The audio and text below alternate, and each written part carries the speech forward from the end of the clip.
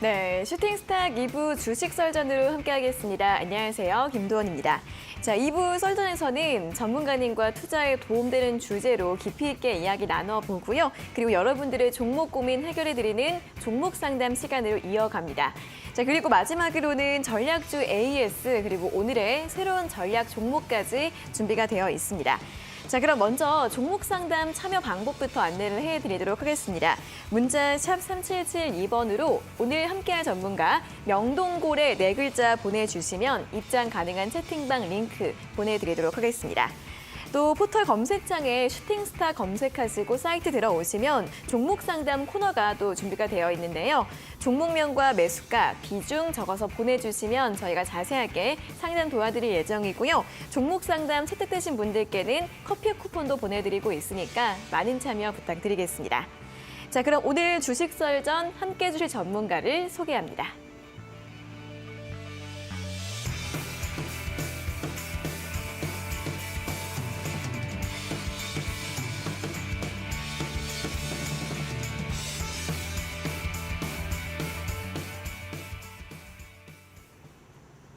네, 오늘 금요일 주식 썰전 명동고래 전문가님과 함께하도록 하겠습니다. 전문가님 안녕하세요. 네, 안녕하십니까. 네, 자 그럼 이제 오늘의 썰전 주제 바로 확인해 보도록 하겠습니다. 자, 오늘의 썰전 주제입니다. 30년 메가 트렌드 주도 섹터 연구에 대해서 이야기 나눠보도록 하겠습니다.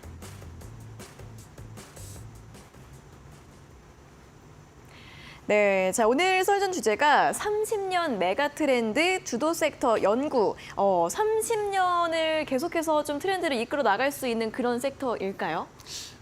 그렇죠. 그러니까 우리가 왜 이렇게 뭐 10년도 너무나 긴데 30년 얘기를 왜 하느냐 하면은 네. 결국 세상의 변화가 큰 물결을 이루면서 네. 변해가는 그 긴 흐름을 알면 알수록 우리가 주식 투자를 하는데 더 빨리 준비할 수 있고 더 초기에 이 세상의 변화를 알아채서 우리가 주도주를 공략을 잘할 수 있다는 겁니다.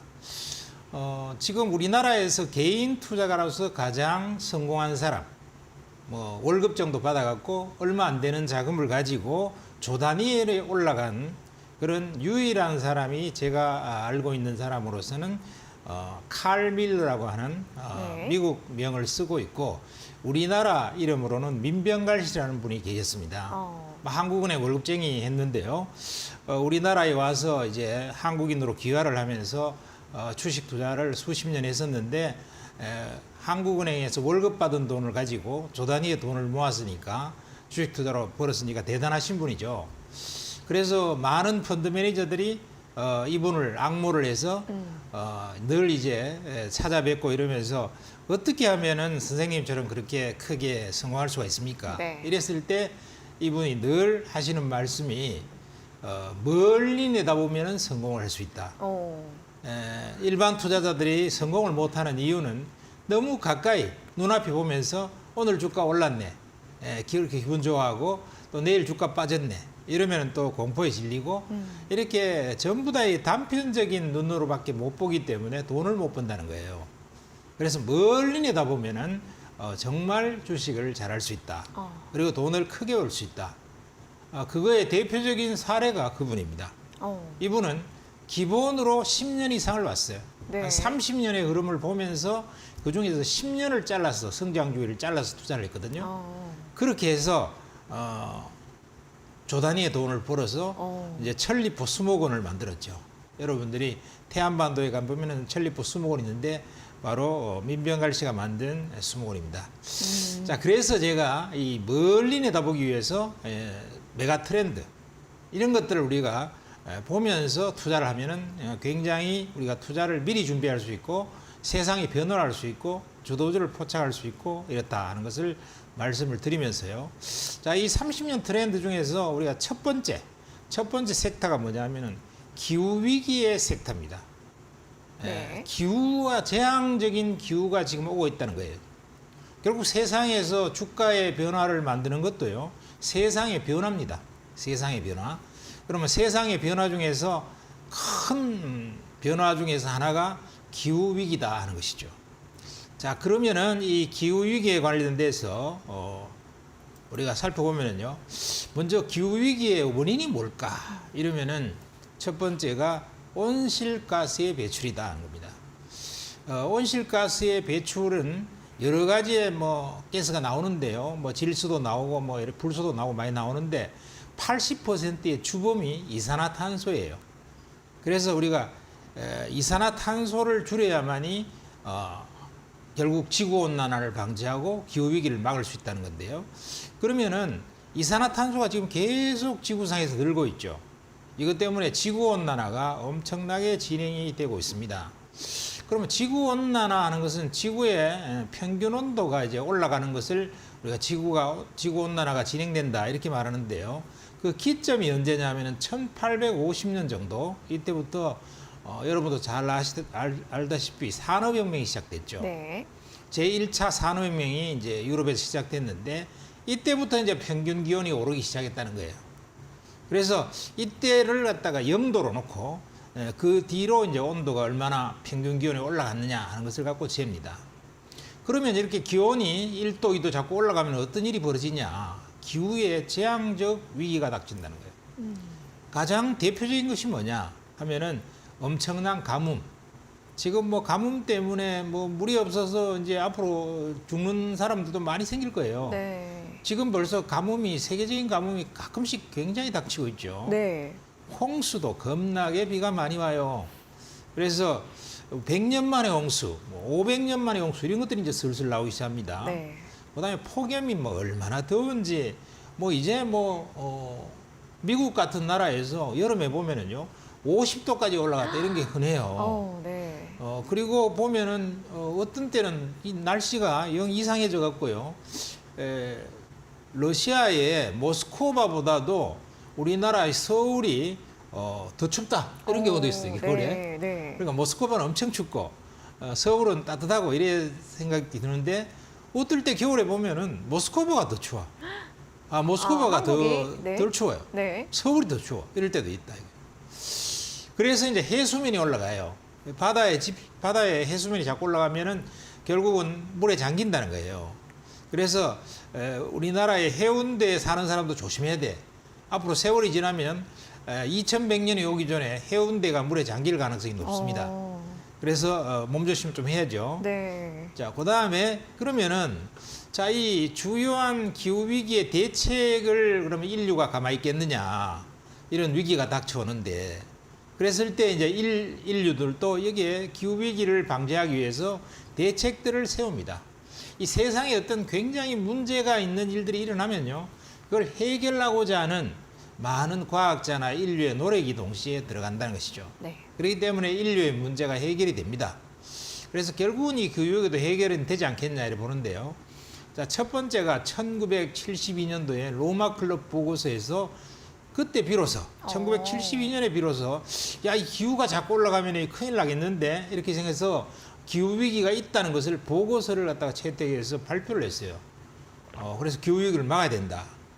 그리고 1985년도에는 세계 기상 기후가 이산화탄소 때문에 기후가 올라간다.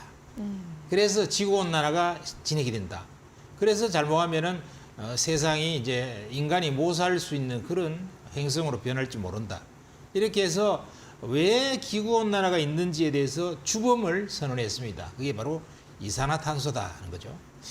자, 그리고 1997년 우리 IMF 터질 때 일본 교토에서 교토 의정서를 채택했습니다. 이때 비로소 야, 이제 선진국들이 전부 모여서 지구 온난화에 대처를 해야 된다. 그리고 이산화탄소 배출을 줄여야 된다. 여기에 대해서 이제 대책들을 마련하기 시작했습니다. 그리고 2015년도에 가면은 파리 기후 협약이라는 걸 만들어서 이제 선진국뿐 아니라 전 세계 한 150개 되는 나라가 모여서 자, 그러면 각자가 앞으로 이제 이산화탄소를 갖다가 이제 중립으로 만들면서 배출을 안 할 수 있는 시점을 나라마다 정해라. 그래서 이제 그걸 정하고 그다음에 이제 지구가 이제 그럼 앞으로 올라가는데 기온을 올라가는 것에 최대 목표를 얼마까지 해서 멈출까 했을 때 1.5도까지만 상승시키고 그다음부터는 더 이상 기온이 지구상의 평균 기온이 올라가지 않도록 우리가 탄소 중립을 하자. 그래서 2050년까지는 탄소 중립을 하자 이렇게 얘기가 된 거예요. 네. 자, 그러면은 이 지구 온난화 현황과 기후 재앙을 한번 살펴볼게요. 자, 2021년도에부터 2040년까지 우리가 1850년의 기온을 1이라고 잡고 네. 0이라고 잡고요. 네. 0이라고 잡고 사실 1950년까지는 뭐 기후가 별로 안 올랐어요. 네. 거의 제로에 가까웠습니다. 그러다가 그 뒤로부터 조금씩 오르기 시작해서 2021년도는 지금 거의 이제 1.2 정도가 됐어요. 네. 1.2. 이 정도가 됐고 꽤 많이 올랐죠. 1.2도가 올랐다는 겁니다. 1850년에 비해서. 그리고 2040년쯤 가면은 한 1.8도쯤 되지 않을까 이렇게 보고 있어요. 어떤 분은 이제 에이 1.8도 그건 뭐 오른 것도 아니네 이래 생각할지 모르겠지만 네. 1.8도 오르면 코피 터집니다. 어. 난리 납니다. 난리 나. 네. 그다음에 2041년이 가면은 이제 2041년에서 2060년 가면 약 2.5도까지 오를 수 있다. 그다음에 2080년에서 2100년 가면은 3.5도까지 오를 수 있다. 이겁니다. 네. 자, 그러면 이제 각각 온도가 올랐을 때 어떤 일이 벌어지는가를 봅시다. 첫 번째, 1.5도 정도 상승한다면 1.5도는 2030년 정도 되면 네. 이제 몇 년 안 남았어요. 네. 여러분들도 이제 2030년쯤 되면은 1.5도 정도 지구상의 온도는 올라갈 수밖에 없는 상황이 지금 돼 있어요. 이래 되면 어떤 일이 일어나나 하면은 해수면이 40cm가 높아집니다. 그러면은 여러분들이 신혼여행 갈 때 몰디브에 가서 네. 우리 신랑 신부가 몰디브에서 물속에 들어가서 그냥 스노클링 다도 즐겁게 이렇게 별장에서 지내잖아요. 네. 그거 아마 상당히 많은 바닷가의 풀빌라들이 다 잠겨버려요. 오. 잠겨버려요. 그리고 폭염이 2배로 늡니다. 그럼 여러분도 지금 열대야 때문에 죽겠다 이런 사람 많은데요. 그거보다 2배 더 엄청나게 더 덥고 괴롭다는 것입니다. 네. 그리고 이제 곡물 수확량이 반으로 뚝 떨어져 버려요. 이제 배고파 죽게 돼 있어. 네. 그러니까 이제 곡물을 더 많이 이제 생산하기 위해서 부단히 노력을 해야 되겠죠. 네. 자, 이런 일이 이제 벌어지게 된다. 그게 2030년이 가면은 벌써 이런 일이 벌어진다는 거예요. 자, 그 다음에 2도 상승하게 되면 어떤 일이 벌어진가 하면은 해수면이 50cm가 올라가요. 그럼 훨씬 더 물에 많이 잠기게 되어 있고 폭염이 4배로 증가합니다. 네. 엄청나게 이제 더워 이제. 그 다음에 이거 참 놀라운 일이요. 2도가 가면 절대 안 되는 거예요. 그래서 2도가 가면은 지금 현재 지구상에 있는 육지의 30%가 사막이 돼버린다는 거예요. 사막이. 그러니까 뭐 우리 지금도 봄철이 되면은 중국의 고비 사막에서 막 모래바람이 날라오고 황사가 막 몰아치고 난리잖아요. 그러니까요. 그런데 육지의 30% 정도가 사막이 된다고 쳐보세요. 심각합니다. 뭐 황사부터 시작해서 뭐 콧구멍이 간질간질해서 뭐 다닐 수가 없을 거예요. 콧구멍에 모래가 막 들어가고. 그래서 2도가 상승하게 되면 굉장히 끔찍한 일이 벌어져요. 끔찍한 일이. 그게 2040년이 넘어가면은 도달할 가능성이 높다는 겁니다. 그리고 지금 현재 보면은 현재 10년마다 0.2도씩 올라가고 있어요. 10년마다. 네. 그러니까 10년에 0.2도, 20년에 0.4도, 30년에 0.6도 이렇게 올라간다는 거예요. 그래서 파리 협약의 감축 목표를 지켜도 지금 이제 전 세계가 모여서 파리 협약에서 각각 탄소 중립의 목표 시간을 다 정했는데요. 그걸 다 지킨다 해도 2100년이 되면은 3.5도 정도 상승할 것이다. 그래요. 이렇게 되면은 3.5도 정도까지 상승했다면은요, 해운대는 이제 아마 해운대 그 앞에 있는 멋진 그런 빌딩들 네. 이런 데 들어가 살려고 지금 신나게 하고 있는 분들은 아마 거기서 다 나와야 될 거예요. 네. 거기는 다 잠길 가능성이 높아요. 몰디브는 없어져요, 지구상에서. 그렇죠. 네. 그러니까 신혼여행도 지금 빨리 가야 돼. 늦기 전에. 그래서 이 3.5도쯤 갔다 이러면은요, 지구상에서 인류가 생존 불가능한 행성이 됩니다. 그래서 일론 머스크 아저씨가 참 똑똑하신 분이에요. 벌써 이제 화성에 가겠다고 길을 쓰고 가겠다는 거 아니에요? 네. 스페이스X를 통해서. 그래서 왜 길을 쓰고 갈까? 이거 뭐 이대로 놔둬갖고는 2100년이 되면 도저히 인류는 지구상에서 못 사는 거예요. 자, 그게 얼마나 심각합니까? 자, 그래서 여러분들이 뭐 지구온난화, 지구재앙, 뭐 어쩌고 이런 거 좀 탄소 중립, 이런 거 좀 감축을 해야 되겠구나, 이렇게 어렴풋하게 생각하고 계실지 모르겠지만, 이거는 보통 일이 아니다. 네. 여러분들이 만일에 앞으로 지금 이제 120세까지 사시겠다 이러면 아마 앞으로 120세는 웬만하면 살 거예요. 그렇죠. 사는데 지금 20살짜리 젊은 사람들은 이 방송을 듣고 있는 분 중에서 네. 20살이다. 네. 그러면은요, 그 사람은 자기 생애가 다하기 전에, 네. 자기 목숨이 다하기 전에 이제 한 110살쯤 됐을 때 3.5도까지 올라가는 거예요. 그럼 지구상에 진짜요? 못 살아요. 못 살아. 되게 빨리 오는데요. 그러면? 그렇죠. 진짜 생각보다. 지금 30살짜리도 이제 죽기 직전에 아마 3.5도로 올라갈 거야. 저도. 그러니까 이게 나하고는 상관없어 이런 게 아니고 그러네요. 내 당대에 닥칠 일이라는 겁니다. 오. 그러니까 지구를 얼마나 지켜야 돼요. 자, 이게 큰일이죠. 네네. 자, 그러면 온난화의 주범인 이산화탄소의 배출 원인이 뭐냐는 거예요. 네. 그래서 배출 원인을 알아야지 이걸 빨리 줄일 수가 있겠죠. 첫 번째가 화석연료의 운송이라는 겁니다. 이 화석연료의 운송은 대표적인 것이 어떤 거냐 했을 때 우리가 이제 기차라든가 또 가장 대표적인 것이 자동차 같은 것이죠. 그다음에 트럭이라든가 등등. 그다음에 이제 또 배도 있죠.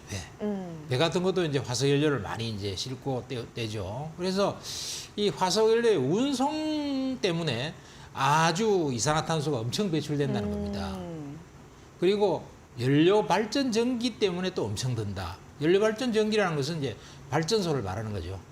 그래서 화력 발전소나 뭐 LNG 발전소나 석탄 발전소나 이런 것 때문에 꿀뚝에서 연기가 엄청 나오잖아요. 그걸 통해서 이산화탄소가 공기 중에 엄청나게 배출됩니다. 그러면 이 화석연료의 운송과 연료 발전 전기 사용에 결국은 이산화탄소 배출 원인의 몇 퍼센트를 차지하느냐 했을 때 73%를 차지한다는 거예요. 굉장히 많은 거죠. 그러니까 이 73%를 줄이지 않고서는 우리가 지구온난화를 막을 수가 없다. 지구온난화를 막을 수 없으면 어떻게 될까? 큰일 난다. 그렇죠. 큰일 나. 네. 그러면은 아까 얘기했듯이 뭐 홍수도 있고 폭염도 있고 식량도 감소되고 그다음에 여러 가지 이유가 있지만 또 더 무서운 것도 있어요. 네. 그 더 무서운 게 뭐냐면은 시베리아에 얼어붙어 있는 저 그냥 남극 북극에 있는 그 동토, 네네. 막 빙하로 그냥 꽉 쌓여 있잖아요. 네. 그 동토가 다 녹아버려. 그러면 3.5도 이렇게 올라가버리면 다 녹아버려. 그래 되면 어떡하냐면 그 100만 년 전, 뭐 50만 년 전에 숨어 있던 그 동물들의 시체 이런 것들이 전부 다 이제 바이러스가 딱 이렇게 잠자고 있는데 그게 다 이제 노출이 돼 갖고 이제 뭐 코로나하고는 비교도 안 되는 엄청난 바이러스들이 퍼져서 이 전염병 때문에 인간이 살아 있을지 없을지 그것도 알 수가 없어요. 또 다른 문제들도 막 있는 거네요. 그렇죠. 그렇게. 수많은 문제가 있어요. 수많은 문제가. 잠깐 이 가만히 놔두면 특별한 대책을, 특단의 대책을 지금부터 빨리 시행하지 않으면 2100년이 오기 전에 우리 앵커님 죽기 전에 왜냐하면 너무 지구를 무서워요. 떠나지 않을 수가 없는 시대가 네. 온다는 겁니다. 지구를 떠나지 않을 수가. 네. 그러니까 일론 머스크가 벌써 그걸 알고 있어요. 그래서 스페이스X를 통해서 어떻게 하면 화성으로 도망가려고 길을 쓰고 좀 싸게 화성에 좀 집도 잘 지어갖고 거기서 잘 살 수 있도록 그걸 갖다가 인류가 탈출하기 위한 것을 한다는 거예요. 그러니까 아직도 이제 이 방송을 보시는 분 중에서 많은 분들은 이거 뭐 지구 온난화 뭐 진행되지만은 뭐 대충 살다가 충분히 내 당대는 뭐 별일 없을 거야. 날씨만 좀 덥다 뿌이지. 네. 이렇게 생각하면서 이산화탄소를 지금도 배출하고 계신 분이 많이 있을 거예요. 네. 그러면 안 된다는 겁니다. 또 자식들도 있으니까. 그렇죠. 네. 그러니까 이산화탄소 배출을 기어이 막아야 된다 하는 것인데 그러면 그 화석 연료의 운송과 발전 전기 사용 73%의 구체적 내용을 보면은 첫 번째가 주택 빌딩 등의 건물 냉난방. 우리가 에어컨 겁나게 틀잖아요. 네. 그리고 뭐 또 거기에다가 또 겨울철이 되면은 뭐 넌닝구 입고 다니면서 막 그 난방을 갖다 엄청나게 또 떼죠. 그리고 전자제품, 냉장고, 뭐 세탁기, 막 이래갖고 우리 집만 해도 지금 냉장고가 한 4개나 5개가 왜 됐는데요. 이렇게 많으세요? 뭐 잠깐 집집마다 보니까 냉장고가 한 3대씩은 있구만요. 저희도 막 두 김치 개예요. 냉장고에다가 네, 맞아요. 뭐 별 냉장고가 다 있어. 네. 그럼 여기에서도 이산화탄소가 마구 배출돼요. 그래서 이런 것들에서 배출되는 것들이 많은 것 같지만 한 17.5%좀 돼요. 그다음에 이제 교통 수송 수단, 소위 자동차가 제일 많이 이제 이산화탄소를 배출하죠. 이 자동차가 배출하는 것들이 16.2%가 돼요. 그다음에 철도 같은 것도 있죠. 그다음에 화석연료와 전기 사용 산업, 예를 들면 철강이라든가 시멘트라든가 석유화학이라든가 이런 공장 같은 거 이제 큰 거 많잖아요. 심지어는요 반도체도요 엄청나게 전기를 씁니다. 반도체도. 반도체 일개 도시 하나가 쓸 만한 전기를 땡겨 쓰고 있어요. 그러니까 엄청난 전기를 씁니다. 그래서 이 공장에서 대충 전기 쓰는 게 30%를 써요. 그 다음에 이제 기타가 한 10%좀 돼요. 기타에는 뭐 폐기물 같은 것도 있고 네. 뭐 이런 것들에서 또 비료 같은 거 이런 데에서도 이산화탄소가 막 나와요. 이런 것들이 한 10%. 이래서 73%가 이산화탄소가 배출이 되고 그 다음에 이제 농업용 토지용 및 배출에서 18%가 돼요. 그래요? 그러니까 이제 이 아무것도 없는 벌판이나 혹은 산 같은 것을 막 갈아갖고 농토를 만들잖아요. 그쵸? 밭대기도 만들고. 네. 그래 버리면 어떻게 되느냐 하면은 그게 비료가 막 이렇게 또 노출되고 이러면서 산이 산림으로 나무가 잔뜩 있으면은요 이게 산소를 배출하고 이산화탄소가 별로 안 나와요. 나무가 없어져서. 나무를 갈아엎어 버리고 네. 토지나 뭐 이게 뭐 땅이나 뭐 이런 걸로 도시로 만들어 버리면은 이산화탄소 배출이 또 18%가 생기는 거예요. 거기다가 소가 방구를 끼는데 이 맞아. 소방구가 엄청나게 이산화탄소를 배출해요. 그렇다면서요. 네, 어마어마합니다. 그냥 몇 %가 돼요. 소고기 먹는 사람은 조심을 해야 돼. 가나하나 소고기 안 먹는 게 좋아요. 그리고 기타 분야 8% 이렇게 해서 100%거든요. 그래서 이런 것들이 바로 지구온난화의 주역이라는 것입니다. 그래서 자기가 뭐 때문에 지금 지구가 망가지고 있는가를 잘 알아야 된다는 거예요. 그러면 이제 제일 중요한 것은 뭐냐면 우리가 이렇게 지구온난화가 위험하다 하는 것들 아는 것도 중요하지만 그게 주가에 어떤 영향을 미쳐서 어떤 쪽에 주가가 많이 올라갈 것인가 그쵸, 이런 그쵸. 것들을 아는 게 가장 중요하죠. 그쵸. 이게 이제 마지막으로 기후위기라는 이 거대한 메가 트렌드 앞으로 30년, 40년, 50년 진행될 이 메가 트렌드의 주도주 섹터는 어떤 것들에서부터 탄생하느냐 했을 때 첫 번째가 이걸 막기 위해서 신재생 에너지를 엄청 개발하고 있죠. 네네. 그래서 지금 태양광이라든가 네. 풍력이라든가 이런 거 많이 개발하고 있습니다. 이런 것들은 이제 태양광 같은 경우에는 폴리실리콘이라는 그 소재가 있는데 이 가격의 등락에 따라서 또 태양광 관련 주식들이 주가가 오르고 내리고 이렇게 하겠지만 또 풍력 같은 것도 계속 이제 기후위기가 되면서 앞으로 이제 성장해 나갈 그런 업종이고요. 그러니까 이런 것들이 핵심 종목들 우리가 연구를 평소에 해놓고 있어야 되죠. 자, 두 번째는 원자력과 수소에너지라는 것입니다. 우리가 원자력이다 이러면은요 보통 세 가지 섹터가 있어요. 네. 전통적인 대형 원전 이런 것도 이제 상당 기간 동안 우리가 계속 원전을 지어서 에너지를 사용해야 됩니다.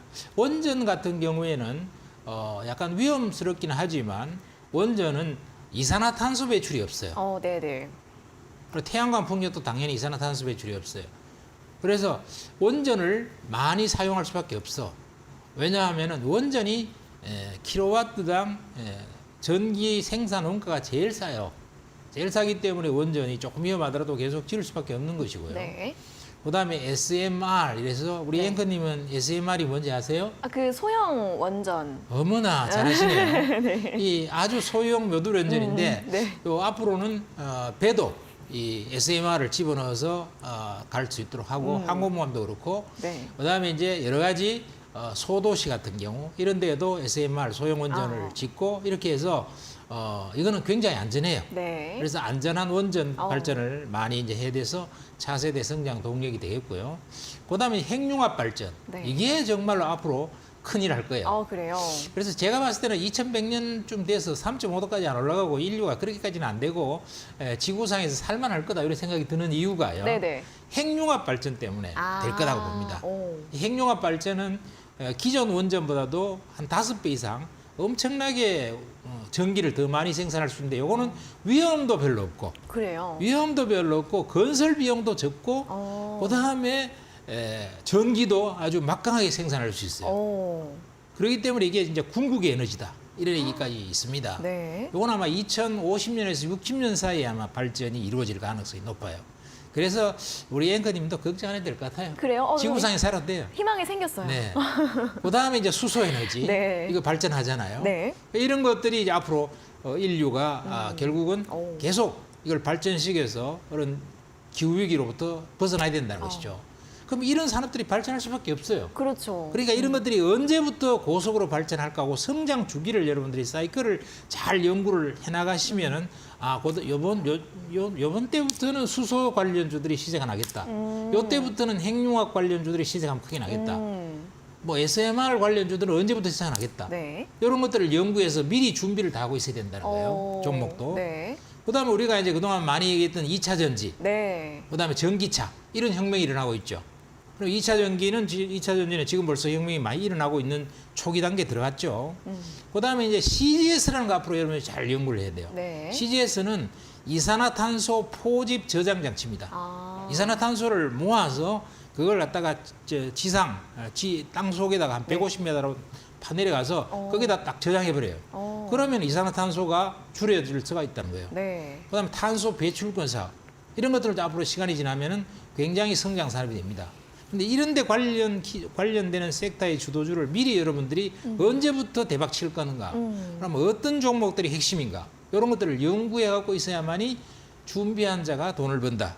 이런 말이 있듯이 연구를 해야 되겠다. 이렇게 말씀을 드리겠습니다. 네, 자 오늘 썰전 앞으로도 30년의 메가 트렌드를 또 이끌어 나갈 수 있는 이러한 또 업종에 대해서 공부를 좀 하고 대응을 해야 한다, 대비를 해야 한다라는 관점에서 기후 위기 주도 섹터 관련해서 이야기를 또 자세하게 들어봤습니다. 신재생 에너지나 원전 그리고 수소 여러 가지 섹터들이 있고요. 오늘도 탄소 배출권 관련주들이 움직임을 보였던 상황이었는데 관련해서 또 앞으로의 시장 전략들 또 멀리 보시면서 함께 세워보시면 좋겠고요.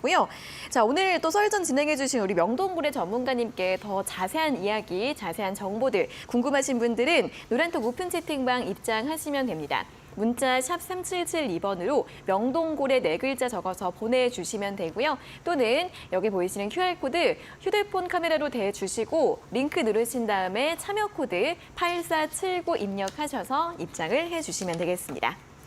자, 그리고 오늘도 이 방송 끝나고 나서 9시부터 전문가님께서 온라인 무료 방송 준비를 하고 계신데요. 자, 오늘은 어떤 주제로 진행을 해주실까요? 오늘의 주제는요. 네. 먼저 이 대세 판단을 지금 어디쯤 대세가 가고 있는가 이걸 한번 점검해 볼 필요가 있을 것 같아요. 그리고 시장의 성격과 흐름, 시장이 지금 어떤 성격과 흐름을 가지고 움직이고 있는가 이런 것들을 가지고 시장에 대한 전반적인 동향을 한번 파악해 보도록 이렇게 하겠습니다. 네, 자 오늘 9시부터 시작될 온라인 무료 방송 현재 시장의 대세 흐름들 좀 파악해보는 시간으로 함께 하실 수 있으니까요. 많이 참여해 주시면 좋겠고요. 포털 검색창에 슈팅스타 검색하시고 또 사이트 들어오시면 첫 화면에 명동고래 전문가님 사진 보이실 거고요. 그 바로 아래에 방송 입장 가능한 버튼이 있으니까 누르시고 들어오셔서 9시부터 함께 하실 이 온라인 무료 방송 또 많이 또 들어오시면 좋겠습니다. 자, 그리고 또 오늘 또 저희 방송에서 준비한 이벤트가 있습니다. 마지막 코너 도전 상한가에서 오늘 또 전략주에 대한 새로운 힌트 제시해드릴 예정인데요. 힌트 들어보시고 정답 알 것 같다 하시는 분들은 이 9시에 있을 온라인 무료 방송 들어오셔서 채팅창에 그 정답 또 올려주시면 저희가 커피 쿠폰을 선물로 보내드리도록 하겠습니다. 자, 그럼 썰전 주제 정리해보고 돌아오도록 하겠습니다.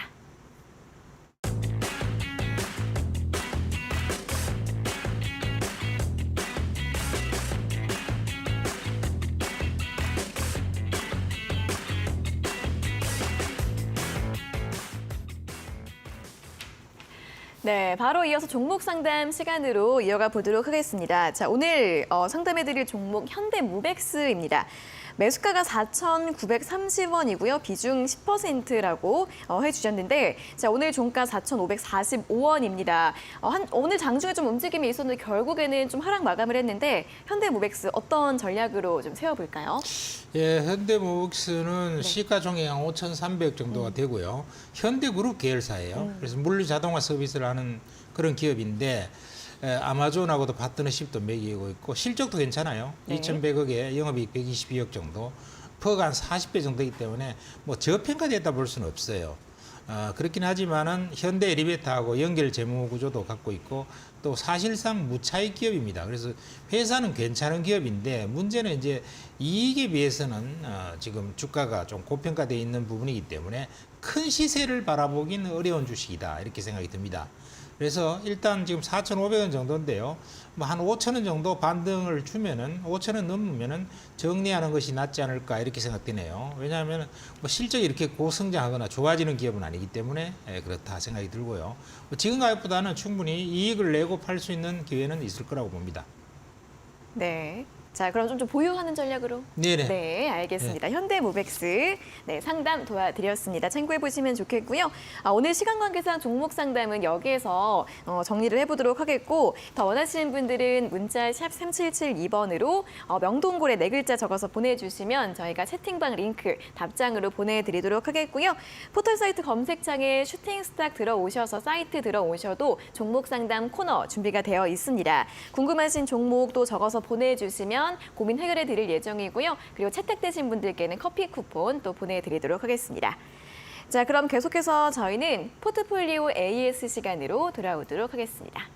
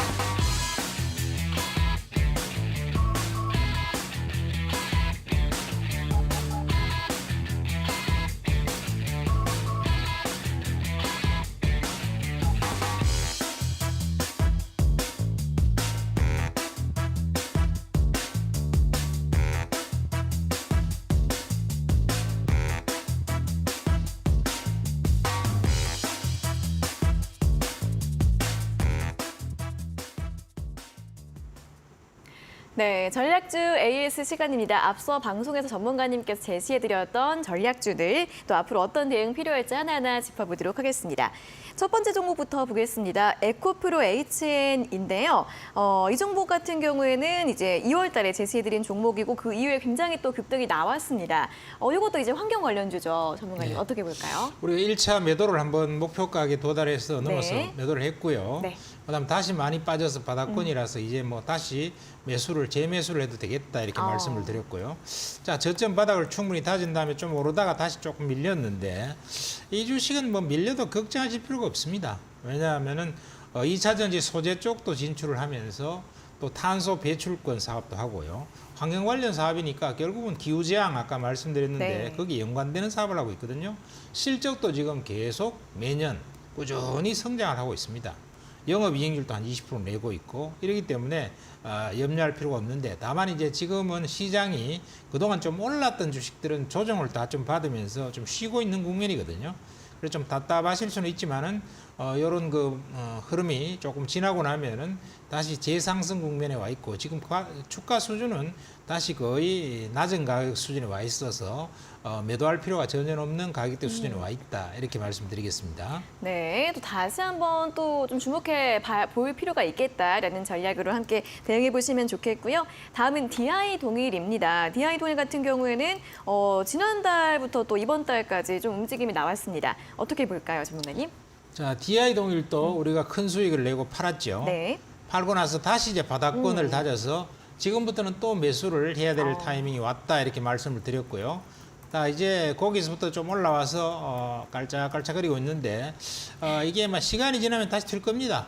왜냐하면은 이제 이거는 2차 전지의 알루미늄 박이라고 그래서 지금 꼭 필요한 그런 핵심적인 소재인데요. 특수 소재인데 네. 이 알루미늄 박 분야가 지금 이제 앞으로 우리나라가 배터리가 엄청나게 생산이 돼야 되는데 거기에 들어가야 되는데 지금 1위가 우리나라의 삼알루미늄이고 2위가 DI 동일인데요. 이 회사는 4년 연속 실적도 참 좋고요. 알루미늄 박도 앞으로 굉장히 배터리 업체에서 굉장히 많이 필요로 해요. 그래서 실제로 지금 LG 엔솔이라든가 SK온이라든가 이런 데에서 기업체들한테 야 이거 알루미늄 박 이거 공장을 좀 증설해서 알루미늄 박을 많이 좀 이렇게 공급을 할 수 있도록 해라. 이런 것들을 이제 계속 얘기를 하고 그 해외에서도 그런 요청이 많이 오고 있거든요. 그렇기 때문에 성장할 기업이 틀림없기 때문에 보유 전략을 유지하셔도 전혀 문제가 없다 이렇게 말씀을 드리겠습니다. 네, 다시 움직임 보이고 있고요. 보유 전략도 제시해 드렸습니다. 다음은 칩스앤미디어입니다. 칩스앤미디어 같은 경우에도 최근에 굉장히 급등세가 나오면서 지난주에 또 신고가를 기록을 한 상황입니다. 고점 대비 살짝 좀 조정받긴 했는데 어떻게 좀 볼까요? 네, 이 칩스앤미디어 참 좋은 회사예요. 누차 말씀을 드렸지만은 네. 지금 이제 삼성전자가 앞으로 300조라는 거대한 돈을 투자해서 시스템 사업을 키우겠다 이렇게 얘기하고 있는데 거기에 핵심 종목 중에 하나입니다. 시스템 사업에 관련되는 기업들이 물론 좋은 기업들이 여러 개 많이 있지만은 그 중에 또 한 중요한 기업 중에 하나가 칩스앤미디어다 하는 것이고, 요거는 고해상도의 그런 제품을 갖다가 만들어서 만드는 그런 설계 IP를 보유를 하고 있는데 뭐 이익도 한 120억 정도 잘 내고 있는 기업이고요.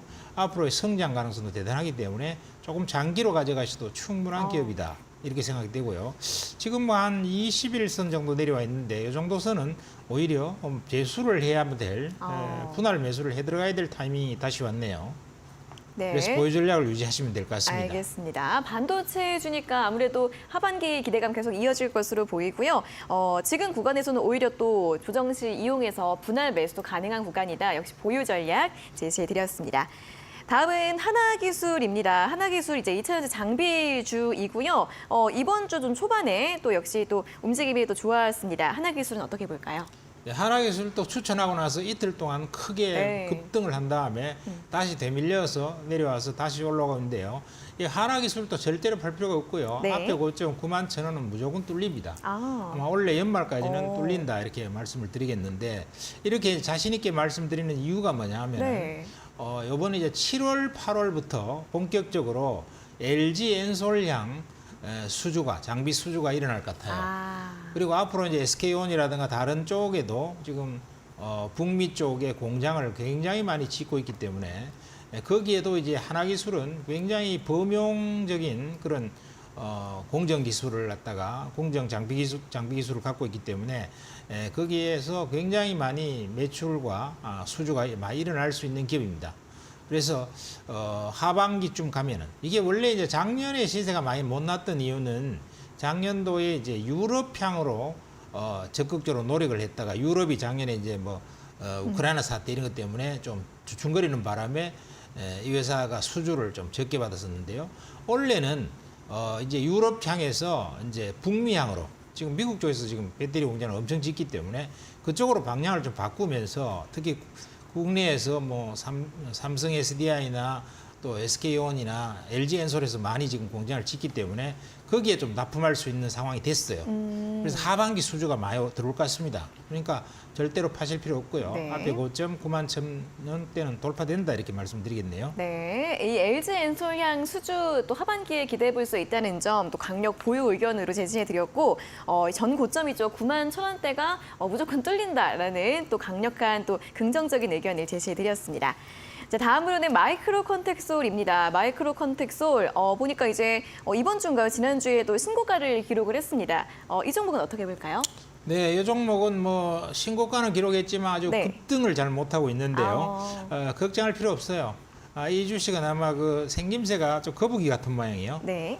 천천히 그냥 짭짤하게 천천히 조금씩 올라가는데 그냥 놔두면은 이거 다 뚫리면서 올라가게 돼 있어요. 왜 그런가 하면은 이게 반도체 검사용 IC 소켓을 만드는 회사인데요. 이 반도체 검사용 IC 소켓은 반도체 공장을 좀 많이 짓고 이렇게 설비 투자를 늘리게 되면은 첫 번째로 해야 될 게 반도체의 검사 소켓을 많이 이제 납품을 해야 돼요. 이 IC 소켓은 이게 계속 그걸 검사를 하다 보니까 네. 조금만 검사를 하다 보면 이게 다 따라버려요. 계속 납품을 해야 됩니다. 네. 그러니까 이제 반도체가 굉장히 캐파가 늘어나게 되면은 IC 소켓도 굉장히 많이 필요하게 돼요.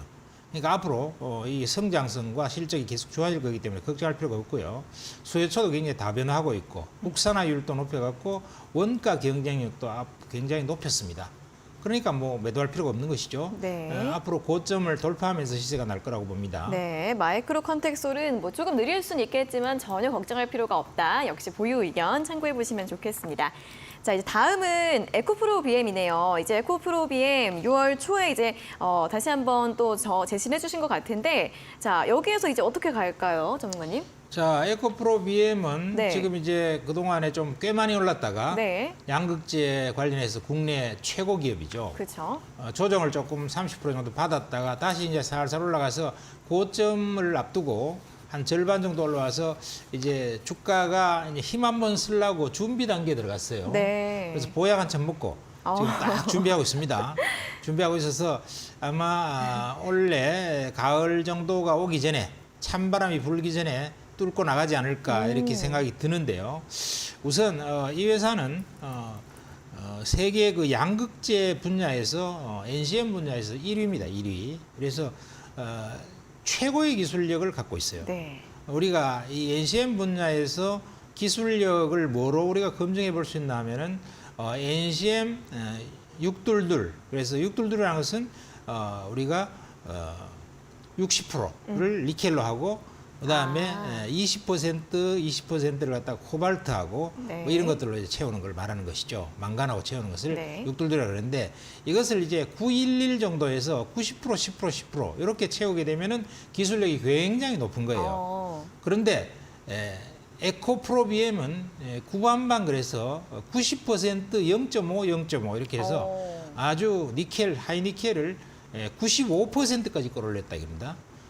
90%까지 끌어올려서 95%까지 끌어올리는 이걸 울트라 하이니켈이라는데 네. 그 영역까지 가서 최고 기술력을 갖고 있어요. 그래서 이런 최고 기술력을 갖고 있는 기업이기 때문에 앞으로 계속 성장을 해나갈 수밖에 없고 특히 이제 이 회사의 특징을 보면은 1분기보다는 2분기, 2분기보다는 3분기 실적이 더 좋아. 그래서 지금 2분기 실적이 6월 말에 이제 대충 종결 하면은 7월 달 정도에 실적이 노출이 됩니다. 그러면은 실적이 다시 너무 좋기 때문에 뚫고 나갈 수밖에 없는 구조가 되어 있고 공매도 잔량이 너무 많았어요. 이게 환매수를 안 할 수 없는 상황으로 몰려가고 있어요. 그래서 얼마 지나지 않아서 고점이 돌파될 거다 이렇게 봐집니다. 네, 자 에코프로 BM 지금이 좀 다시 힘을 내려고 보약한 척 먹고 있는 상태다. 자 이제 가을쯤에 또 강한 상승 기대해 볼 수 있다는 부분 역시 보유 전략으로 대응해 보시면 좋겠고요. 이제 마지막 종목이 진성 TC입니다. 이 종목은 이제 지난주 종목인데 또 바로 다음 날 상승세가 나왔네요. 이 종목 어떻게 볼까요? 다음날 상승 났는데 뒤로 네. 조금 밀렸어요. 네. 조금 밀렸는데 걱정하실 필요 없어요. 왜냐하면 실적이 너무 좋아요. 지금 최근 3년 동안의 실적이 굉장히 기하급수적으로 늘고 있거든요. 거기에 비하면은 주가의 상승이 별로 신통찮고 반영이 덜 됐다 이렇게 볼 수 있겠고요. 그다음에 우크라이나 같은 경우도 전쟁이 끝나게 되면은 이게 이제 중장비 건설 중장비 하부체를 만드는 회사고 이 캐터필러하고 두산바퀴에다가 이제 이런 쪽에 납품을 하는데 이런 쪽이 실적이 너무 좋아요.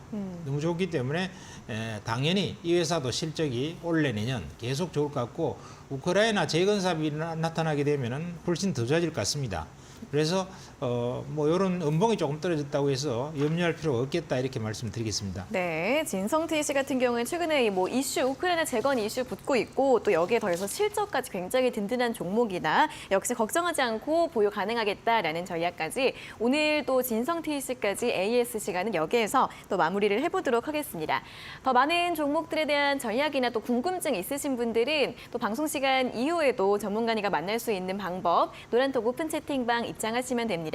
문자 샵 3772번으로 명동고래 적어서 보내주시면 되고요. 또는 QR코드 스캔하시고 8479 참여코드 입력하셔서 입장을 하시면 되겠습니다. 자, 그리고 다음 코너 도전 상한가에서 전략주에 대한 힌트를 저희가 알려드릴 예정인데요. 힌트 듣고 어떤 종목인지 전략주에 대해 알겠다 하시는 분들은 잠시 후 9시에 있을 온라인 무료 방송 들어오셔서 채팅창에 정답 남겨주시면 저희가 선물로 커피 쿠폰 또 보내드리도록 하겠습니다. 자, 그럼 계속해서 마지막 코너 도전 상한가로 돌아오도록 하겠습니다.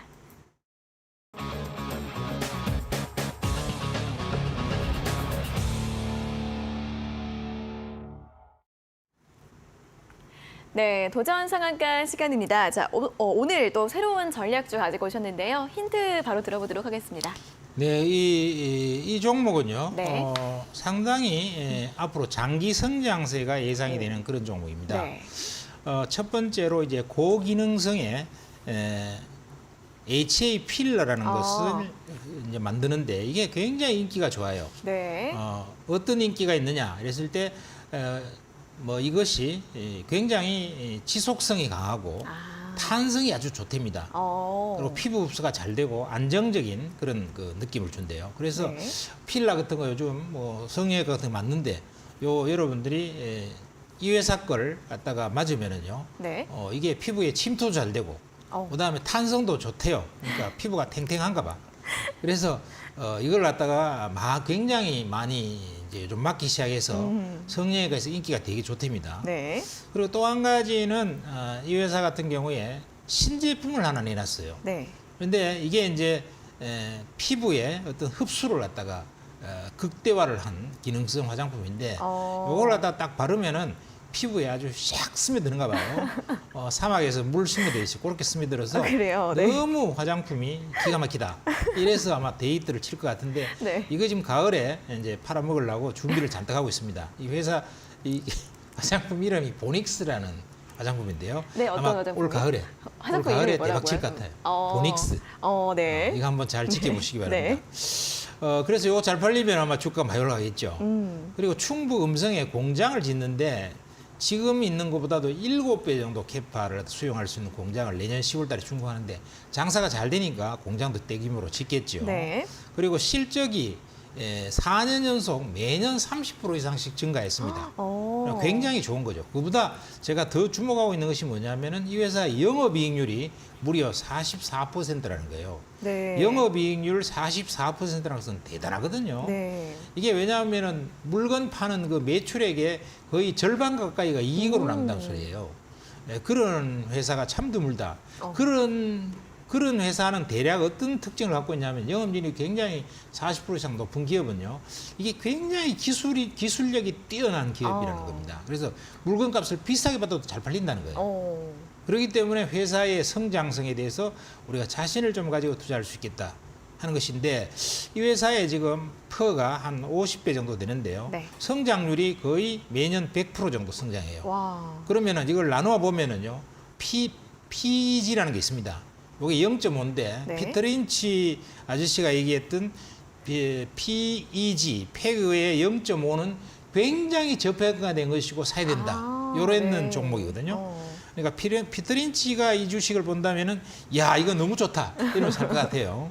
네. 그런 주식이라서 여러분들이 이 종목 한번 관심 있게 보시기를 네. 바라겠습니다. 네, 자 오늘 전략주 이제 미용 쪽 종목인 것 같습니다. 필러에 더해서 이제 굉장히 또 좋은 화장품을 출시를 준비하고 있다는 부분 힌트로 또 참고를 보시고요. 이 전략주에 대해서 더 자세한 대응 방법 알고 싶은 분들은 문자 샵 3772번으로 명동고래 문자 보내주시거나 또는 휴대폰으로 QR코드 스캔하시고 참여 코드 8479 입력하셔서 바로 입장을 해주시면 되고요. 그리고 잠시 후 9시부터 또 전문가님께서 온라인 무료 방송 진행을 할 예정입니다. 이 포털 검색창에 슈팅스타 검색하시고 사이트 들어오시면 명동고래 전문가님 사진 보이시고요. 그 아래 방송 입장 가능한 버튼이 있으니까 10분 뒤 9시부터 그 버튼 누르시고 입장하셔서 오늘 또 도움되는 이야기들 많이 들어보시면 좋겠습니다. 자, 저희가 이렇게 전해드리는 투자 정보는 여러분들께 도움을 드리기 위한 참고 자료이고요. 여러분들 투자 결정 판단은 각자 해주셔야 한다는 점 다시 한번 안내해 드리겠습니다. 자, 오늘 주식 설전 여기서 모두 마무리를 해보도록 하겠습니다. 자, 오늘 함께해 주신 여러분 고맙습니다.